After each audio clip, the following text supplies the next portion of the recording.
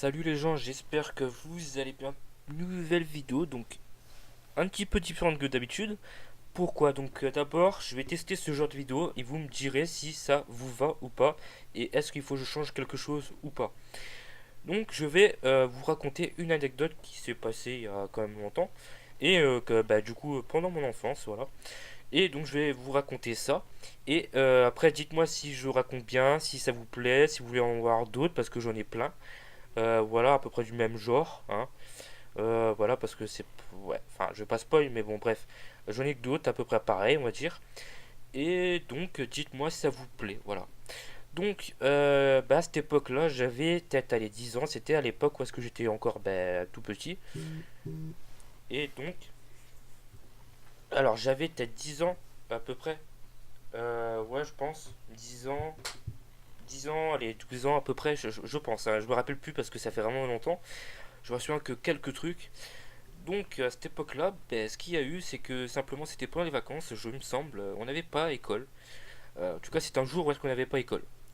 On était sorti avec Seido, plus un pote, dehors. Donc Seido de l'époque, hein, où est-ce qu'il était enfant, bien sûr. Voilà. Donc on était en train de jouer tout ça. Et puis je sais pas ce qu'on a eu à l'idée, tous les trois. Enfin tous les trois, oui et non, parce que le pote donc qui est parti manger vers midi à peu près, il était à peu près midi, il est parti manger, donc il restait Saito et moi. Et on a eu l'idée, je sais pas pour quelle raison X, Y, Z, de monter dans un arbre. Alors, pour comprendre, on habitait dans un bloc, et derrière t'avais un petit, le long du bloc, jusque de la largeur du bloc, un petit terrain où est-ce qu'elle avait des poteaux pour tendre le linge, et juste derrière t'avais un long champ, et on avait un petit côté de jardin de ma tante, parce que ma tante vivait là-haut à l'époque. Et donc on avait un petit jardin, et à côté du jardin, sur le côté du champ, il y avait des arbres. Enfin, deux, trois. Et on est monté dans cet arbre-là. Et quelle idée qu'on a eu de monter, je sais pas, je sais plus pourquoi. Et on a eu de monter là-haut, on était vraiment à une hauteur vraiment ouf quand même. Et juste en dessous, il y avait un long grillage d'acier, plus un poteau juste devant. Ce qui s'est passé, c'est que j'ai entendu un bruit de craquement parce que j'ai bougé un peu dans les arbres. Et puis je disais à Seido, est-ce que t'as entendu ça? Il me dit oui, fais gaffe et tout. Et là, je commence à bouger pour aller sur une autre branche. Et là, j'entends un craquement de branche. Je me vois tomber en arrière. Je vois la lumière du jour là, dans le ciel. Là, je me vois encore tomber là derrière. Enfin, d'en bas plutôt. Je me vois encore tomber comme. Enfin, c'est un truc de ouf. Je me vois tomber, je tombe par terre. Le sol qui claque contre le sol. Ma jambe suspendue au grillage, donc qui était accrochée au grillage à cause de ma chaussure. Pardon. Et donc, voilà, j'étais suspendu, j'avais mal. J'ai pété deux longues branches, donc j'avais une marque dans le dos, donc j'étais ouvert un peu. Voilà. Seido qui me voit la chute était choqué, il descend et tout pour venir m'aider. Moi j'étais paralysé, je pouvais pas bouger. J'étais suspendu une jambe sur le grillage, j'aurais pu mourir parce qu'il y avait un poteau juste devant. Si je tombais en avant et pas derrière le grillage, j'aurais pu prendre le poteau plus le grillage, ça aurait été mortel. J'aurais pu mourir les gens. Et puis même de la chute, hein, je pense, hein. Si j'aurais mal atterri, j'aurais pu largement mourir. Et voilà, donc j'ai eu peur.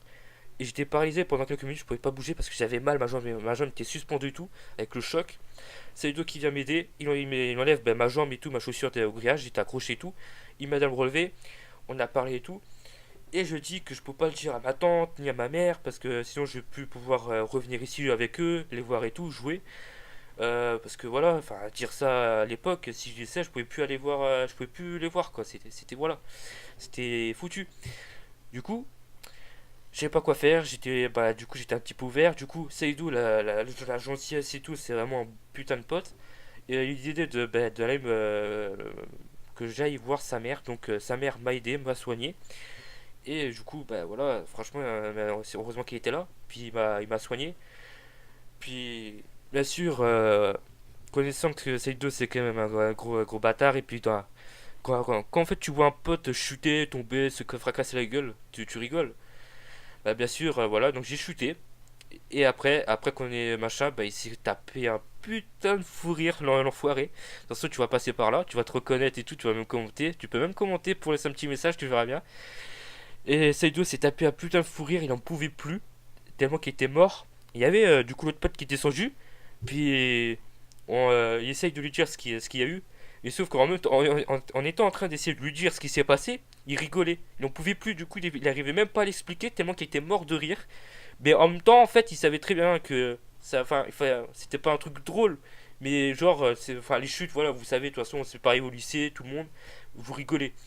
Et après, ils se sont mis à rigoler tous les deux, bon, ben voilà.